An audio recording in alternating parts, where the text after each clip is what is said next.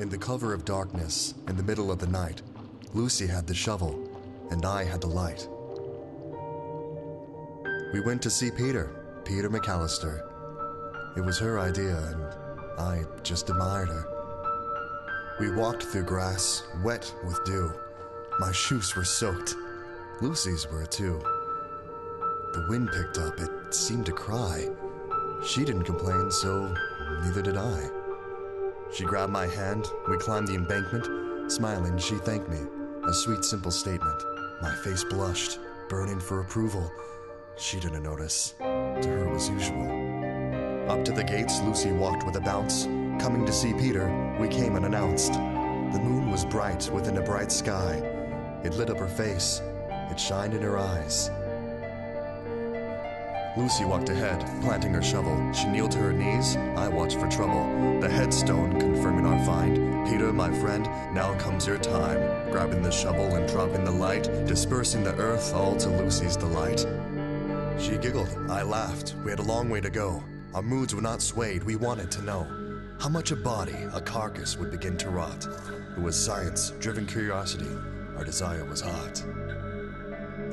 On Lucy's turn, the blade stopped with a thud. The coffin laid underneath, stained in mud. I confess, at that moment my passion did die, afraid now to witness the horror sealed inside. I offered a plea, Lucy, let us go home. She smiled, no fear, her soul made of stone. She pried open the lid, and I looked inside, discovering with awe where Peter now lied. His eyes, deep holes, teeth broken piano keys. The stink of death flowed with the breeze. But now he laid there, Lucy quite smitten, caressing his matted hair softly like a kitten.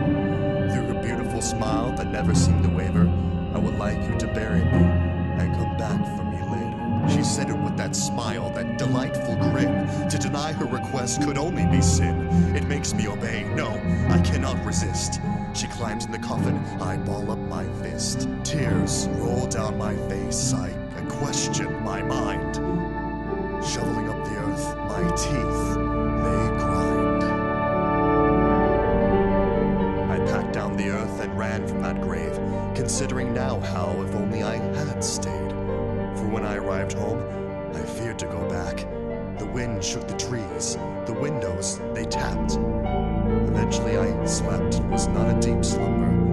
My soul still aching, completely torn asunder. I buried my love under the stone of a man, where Lucy can never leave. Neither of us can.